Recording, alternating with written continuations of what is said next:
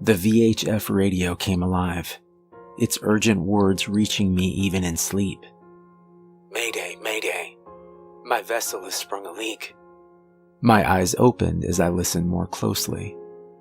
"Mayday," the voice said for a last time, and then the radio fell silent. I stopped for a moment, grabbed a pair of binoculars, and headed up on deck. It wasn't long before a strong glint flooded through the glass, hurting my eyes. My head jerked backwards, and as my sight returned, I saw the ship for the first time. A beautiful wooden schooner, I guess to be built at least 100 or so years ago. I had a special fascination with schooners, and had even done an essay on them while in college. They were a certain type of beautiful, and I would be untruthful if I told you that even in that urgent situation, I wasn't taken aback by its majesty. As it sat a few hundred yards ahead, it almost seemed to be a callback to forgotten times. Times of adventure, and times of risk, and times of... I throttled towards her. The sky seemed to get darker upon my approach, but that must certainly have been just a trick of the mind. Upon reaching her, I found she was even bigger than I had expected, looking to sit around 80 or so feet. "Hello? Are you alright?" I yelled down as I threw the bumpers over the side and tied my boat Silver to the old vessel. There was silence. And then an almost inaudible noise found its way up and into my ears. "Help me," the voice said, so soft that I wondered if I had imagined it. Another trick of the mind? Not worrying about my own safety, I headed down the wooden steps and into the blackness.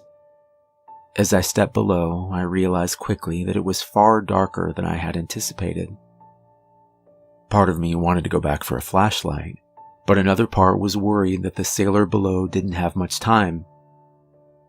There was a thin layer of water on the floorboards and walls of the inside, and I lost my footing more than once as I moved farther down into the boat. "Help me," the voice continued, stronger now, and almost... No, my mind was playing tricks on me again. The voice couldn't have seemed hungry. I pushed those thoughts aside. "Where are you?" I asked nervously. "I can't see a thing." "Here," the voice replied. It wasn't until I saw the yellow eyes staring back at me that I realized two things in the matter of an instant. The first was that the windows had been covered from the inside, blocking almost all light from shining down into the darkness. The second was that the liquid covering the floor and walls was not water at all. It was much too thick for that. I lost my footing completely then, falling down into the wetness. The figure stood, towering over me. It laughed, and then the voice turned more serious as it shambled towards me.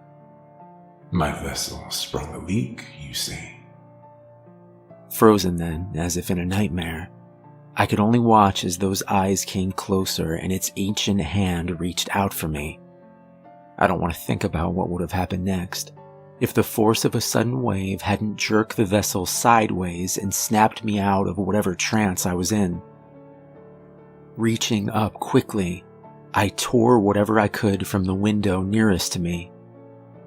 Sunlight poured down, seeming to almost create a protective circle around my body. The creature's hand jerked backwards, and it stepped out of the light and back into the darkness. It was farther away now, but its far too yellow eyes never left mine. They were fixated. I ran back up on deck, jumped back across to my own boat, and quickly untied the knots from earlier. I kept my eyes glued on the schooner as my vessel began to drift away, each moment expecting those yellow eyes to emerge before I could escape. It's hours later now, and I'm safely a few miles away. I know that there's no way the thing could know my location, and that I've covered far too much area for it to catch up anyway. But as I watch the sun's protection begin to dwindle and fail, I can't help but wonder if the thing is going to come for me anyway. Perhaps even tonight. The last ray of light fell onto the ocean around me. There was no sign of the old vessel captained by the creature with the yellow eyes, but my heart began to pound nonetheless. As I scanned the horizon, I thought of silver. The vessel had been in my family for years, obtained in the 1930s by my grandfather, and then passed down to my father. As a young child, some of the first memories were of being on the Pacific and watching the two of them captain the vessel expertly through different conditions and several storms. Maybe it was the young age I had been at, or the fickleness of time and the way it works on your memory, but I recall one certain storm being something surreal. My grandfather and father had both checked the weather reports before we had started our voyage, and neither the forecast nor the clouds showed any sign of the impending situation. Still, the two of them had shown little sign of worry. "Go talk to him," my grandfather had said, winking at my father as the two of them bounced up and down and side to side as the storm shook Silver. My father nodded and headed down the oak steps. As he looked down at me with concern, I tried to summon my courage and pretend I wasn't afraid, but he could see through the facade. "You all right?" my father had asked, sitting down next to me and putting his arm around my shoulders. I nodded, still trying to pretend. It's okay to be afraid. We sat there together as the boat tossed and turned in the storm. "But you're not afraid?" I said honestly. He chuckled at that. "I certainly was at your age." "When did you stop being afraid?" His eyes met mine, and then he glanced over at a silver cross hanging from a hook on the main beam of the vessel. I had never noticed it before. That cross came with the boat when your grandfather Isaac bought it in 33, I think. He was never a religious man, and one night he told me that he had thought about taking it down. He had reached up towards it, put his hand on its cool surface, and then some type of feeling washed over him. My father had chuckled again. I'm rambling now," he said then, pausing for a short time before continuing. His blue eyes looked down into mine. "Point is, there's something special about this boat. Your grandfather Isaac knows it. I know it. And someday when it's yours, well, I think you'll know it too." The wind picked up then, and as I held closer to my father, I was sure that any second the boat would capsize, and the three of us would drift down together into the darkness of the ocean. He held me close and spoke quietly to me then. "The wind and the rain, the swells, they're all out there, yes, but they can't get through these walls. Not in all my time have I seen anything come close to bringing Silver down." His face drew closer then as he whispered, "All we need do is outlast the storm." He had hugged me close then, kissed my forehead, and headed back up on deck to join my grandfather. The memory was old. I was now in my 30s, the two of them having passed away consecutive months, only a few years after that day.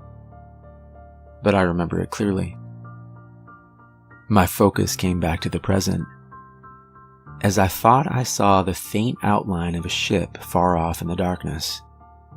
Maybe it was my imagination again, but I turned the engine just in case and throttled due east. There would be no sleep tonight. Letting the boat take over, I sat down at the table below, flicked on the lamp, and went over my situation. Not much fuel left, and still a day or more from land. Though I couldn't explain it, the radio had stopped working after I had come across the schooner. It was still in functional condition as far as I could tell, yet I wasn't able to reach the Coast Guard or any other ship for assistance. I was alone out here. A sudden rush of static could be heard from the VHF, and hope rose up in my heart. The feeling turned to dread as I listened to the words. My vessel has sprung a leak. My body froze again as the voice continued. My vessel has sprung a leak, you see. I somehow knew then that the schooner was close now, and those yellow eyes were getting closer. But I couldn't move or run. I was frozen again. An unexpected gust of wind came suddenly then, and Silver jerked heavily to its port side. Coming to my senses again, I ripped the radio out of the wall and stomped on it as strongly as I could. I rushed up on deck just in time. The schooner was no more than 50 yards away. Horror fell over me as I watched it gain slowly, the yellow eyes of the tall creature standing out in the darkness. The only thing I could see clearly was a single lamp being lit and held up by the creature. For the first time, I could make out its form completely. I think I almost died right then and there, as the tall thing grinned over at me. I saw the thinness of the thing, and the blood oozing out slowly from a wound on its chest. My vessel has sprung a leak, I said aloud to myself. Not worrying about anything but escaping then, I set the engine as high as it could go and stared back at the creature.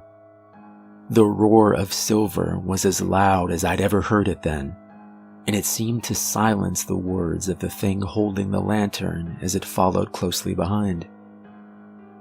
It's been 2 hours now, with my vessel at full power. The schooner behind us and the creature aren't getting any closer, but we aren't outrunning them either. And those yellow eyes have stayed fixated on me every single moment. I can't call for help on the radio, and God knows I don't want to check the gas meter for the engine. Silver hasn't failed me yet, and I only pray she's fast enough to outrun the horror behind us. Maybe, just maybe, we can make it till the morning.